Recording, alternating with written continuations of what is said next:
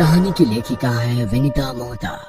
मुंबई में ऑफिस के केबिन में बैठे विजय जी यूट्यूब पर अपने हॉरर चैनल की प्रोग्रेस देख रहे थे। प्रोग्रेस वैसे तो काफी अच्छी थी, मगर कंपैरेटिवली बढ़ने के बजाय थोड़ी कम हो गई थी। चिंतित हो उन्होंने अपने चैनल की स्टोरी राइटर विनीता को फोन लगाया। विनीता जी, वैसे तो स्टोरी बहुत अच्छी है, मगर व्यू थोड़े कम आ रहे हैं, हमें कुछ सोचना पड़ेगा। आपकी बात तो सही है, मैं अपनी तरफ से और इम्प्रूव करने की कोशिश करती हूँ। आप बाकी लोगों से बात कर देखो, उन लोगों का क्या सजेशन है। मैंने बात की थी, सब लोग बोल रहे हैं नरेशन से ज्यादा डायलॉग बेस्ड स्टोरी होनी चाहिए, और यूट्यूब पर आजकल रियल स्टोरी ज्यादा ट्रेंड कर रही है। क्यों ना हम लोग हॉरर के लिए रियल स्टोरी की तरफ जाएं? Real story? हाँ, रियल स्टोरी, जैसे भानगढ़, कुलधारा या फिर पुणे का शनिवार वाड़ा। आप शनिवार वाड़ा पर कोई स्टोरी लिखिए ना। शनिवार वाड़ा के बारे में कुछ सुना तो है, मगर ज्यादा कुछ नहीं पता है। आप गूगल पर उसकी स्टोरी सर्च कर लीजिए, या फिर बेहतर यही रहेगा कि आप खुद शनिवार वाड़ा जाकर देखिए, लोगों से मिलिए, फिर स्टोरी लिखना। स्टोरी काल्पनिक नहीं, मुझे रियल चाहिए। ठीक है, मैं शनिवार वाड़ा के बारे में कुछ प्लान करती हूँ। शनिवार को पूर्णिमा है, कहा जाता है कि पूर्णिमा के दिन वहाँ पर जाने की मनाही होती है। क्यों ना इस वीकेंड आप वहाँ चले जाओ। विजय जी से बात करने के बाद विनीता अपनी स्टोरी की तैयारी करने के लिए लग जाती है। सबसे पहले वो गूगल पर शनिवार वाड़ा के बारे में जानकारी निकालने लगती है। शनिवार वाड़ा का निर्माण पेशवा बाजीराव प्रथम ने करवाया था। वह मराठा साम्राज्य छत्रपति शाहू महाराज के अधीन एक सेनापति थे। गूगल से और भी सारी जानकारी लेकर विनीता अपने कलीग श्रद्धा के साथ मुंबई से पुणे के लिए निकल गई। विनीता, मैंने सुना है शनिवार वाड़ा बनने के 85 सालों तक पेशवा का अधिकार रहा था, मगर उसके बाद फिर अंग्रेजों ने अधिकार जमा लिया। हाँ, सही सुना है। क्या वहाँ पर सच में कोई आत्मा रहती है? हाँ, अगर गूगल की मानो तो वहाँ पर 18 वर्षीय नारायण राव की आत्मा है, जो हर पूनम को मदद के लिए आवाज लगाती है। कई लोगों ने उसकी आवाज सुनने का दावा किया है। पूनम, वो तो आज ही है। इसका मतलब यदि लोगों की कही हुई बात सच होगी, तो सच में हमारा सामना नारायण राव की आत्मा से होगा।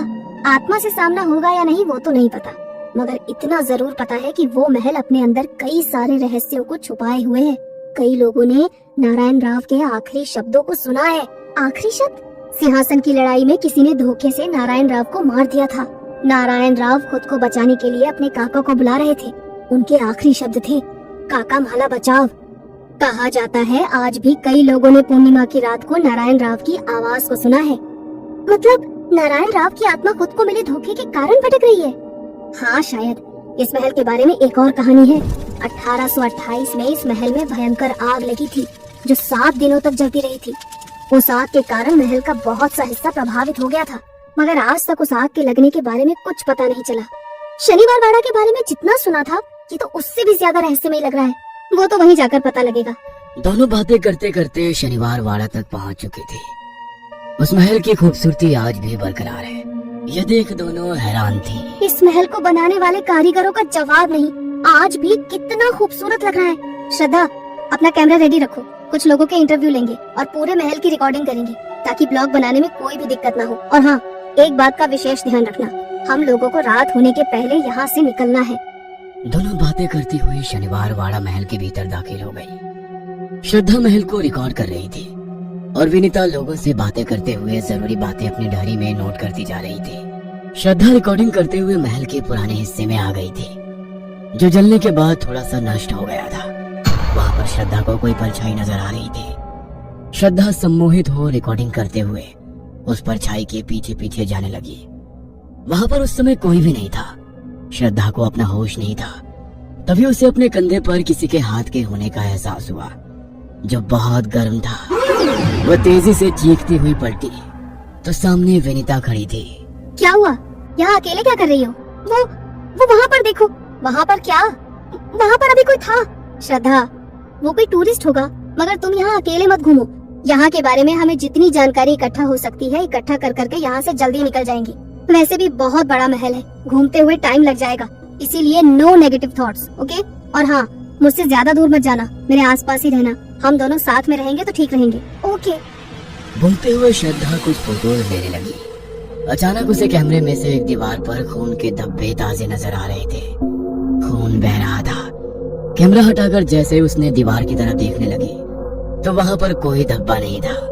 श्रद्धा को लगा कि ये उसके मन का वहम होगा, मगर फिर भी वह तुरंत विनीता के पास जाकर खड़ी हो गई।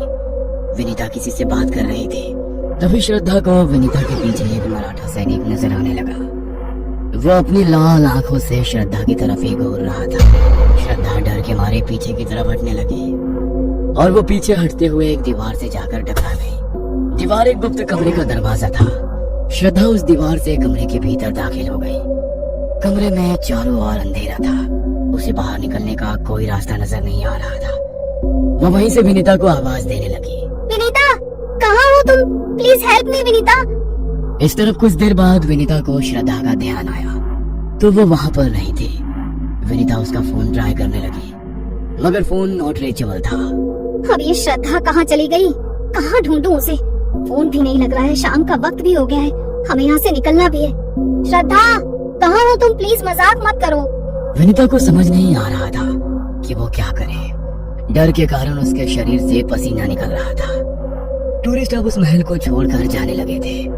कुछ ही लोग बचे थे जिन्हें गार्ड महल के बाहर निकाल रहा था। मैडम जी, बाहर चलिए, अब इसे बंद करने का समय हो गया, इसलिए सभी को महल से बाहर निकलना है। मेरी कलीग नजर नहीं आ रही है। प्लीज इसे ढूंढने में मेरी मदद करो। देखिए, वो भी दूसरे लोगों के साथ बाहर निकल गई होंगी। आपको बाहर मिल जाएंगे, प्लीज अभी महल खाली करो। बोलते हुए गार्ड दूसरे लोगों को निकालने के लिए चला गया। श्रद्धा मुझे बिना बताए कहीं नहीं जा सकती। वो इसी महल में है, मगर कहाँ? मुझे उसे ढूंढना होगा। एक तरफ विनीता श्रद्धा को ढूंढ रही थी, दूसरी तरफ श्रद्धा कमरे से बाहर निकलने का रास्ता ढूंढ रही थी, मगर अंधेरे में उसे कुछ भी समझ में नहीं आ रहा था। वो चलते हुए दूसरे कमरे में पहुंच गई, जहाँ पर लगभग 18 वर्षीय बालक मराठा सैनिकों की वेशभूषा में खड़ा था। पास एक बुजुर्ग राघव बा खड़े थे। काका, इतनी कम उम्र में लोगों ने मुझे पेशवा घोषित कर दिया। मैं अभी राजकाल संभालने के लायक नहीं हूँ। नारायण राव, वो तो आने वाला वक्त बताएगा कि तुम कितने काबिल हो। अभी जरूरी काम से रात के वक्त एक विशेष सभा का आयोजन किया गया है। तुम सभा में चलने की तैयारी करो। राघव बा के कहने पर नारायण राव सभा में जाने के लिए तैयार हो रहा था, मगर अभी उसके कमरे में कुछ सैनिक घुस आए और उन्होंने धोखे से नारायण राव को मार दिया। काका, मुझे बचाओ। हाँ नारायण, मैं आता हूँ, कहकर वो आगे बढ़े और अपनी कमर से एक कटारी निकालकर उन्होंने नारायण राव के पेट में डाल दी। भाई साहब के मरने के बाद पेशवाई मुझे मिलनी थी, मगर उनके छोटे बेटे को मिल गई। मगर अभी खानदान में कोई नहीं बचा है। आज से मराठा साम्राज्य का पेशवा मैं हूँ, राघोबा। नारायण जो दर्द के कारण बेसुध था, राघोबा की बात सुनकर गुस्से में बोला, आपने इस महल, इस पेशवाई के लिए मुझे मारा है, मगर मेरे बाद अब सिंहासन पर कोई नहीं बैठेगा। कहते हुए नारायण राव की मौत हो गई। आज पूर्णिमा की रात पूरा इतिहास खुद को दोहरा रहा था। उस इतिहास के साक्षी बनी श्रद्धा की हालत खराब थी। तभी उसे अपने कंधे पर किसी के हाथ का एहसास हुआ। उसे लगा विनीता होगी। विनीता, देखा तुमने जो कुछ भी अभी यहाँ पर हुआ? हाँ। कहते हुए वो जैसे ही पलटी, सामने नारायण राव खड़ा था। मैंने कहा था ना, इस महल में कोई नहीं रुक सकता, मगर अब तुम सब सारी सच्चाई जान चुकी हो। तुम्हें ये सारी सच्चाई लोगों को बतानी होगी। कहते हुए नारायण राव से अदृश्य हो गया। महल के बाहर खड़ी विनीता सुबह होने का इंतजार कर रही थी ताकि श्रद्धा को ढूंढ सके। सुबह सिक्योरिटी के बाहर बार मना करने के बावजूद विनीता पूरे महल में श्रद्धा को ढूंढ रही थी। महल के आखिरी कोने में उसे श्रद्धा बेहोश मिली। थैंक गॉड श्रद्धा, तुम सही सलामत हो। मैं डर गई थी। कहते हुए वो श्रद्धा को होश में लाने की कोशिश करने लगी। होश में आने के बाद श्रद्धा के चेहरे पर डर साफ नजर आ रहा था। श्रद्धा, तुम अचानक से कहाँ चली गई थी? मैं सारी रात शनिवार वाड़ा के बाहर खड़े होकर तुम्हारा इंतजार कर रही थी। श्रद्धा ने विनीता को कल रात का अपना पूरा एक्सपीरियंस सुनाया। ये सुनकर विनीता की आंखें फटी की फटी रह गई। श्रद्धा के अनुभव पर विनीता ने पूरी कहानी लिखी और विजय जी ने उस पर एनिमेटेड स्टोरी बनाई, तो उस स्टोरी ने YouTube पर धमाल कर दिया। स्टोरी सुपरहिट थी। दर्शकों से निवेदन है, आगे वो कौन से टॉपिक पर स्टोरी देखना चाहते हैं कमेंट में जरूर बताएं। हम उनके लिए अपने अनुभव की सच्ची कहानी उनके लिए लेकर आएंगे। ये कहानी आपको अच्छी लगी हो तो हमें सब्सक्राइब करें, हमारा इंस्टाग्राम और फेसबुक पेज जरूर फॉलो करें। और हाँ दोस्तों, सब्सक्राइब करना भूलना मत।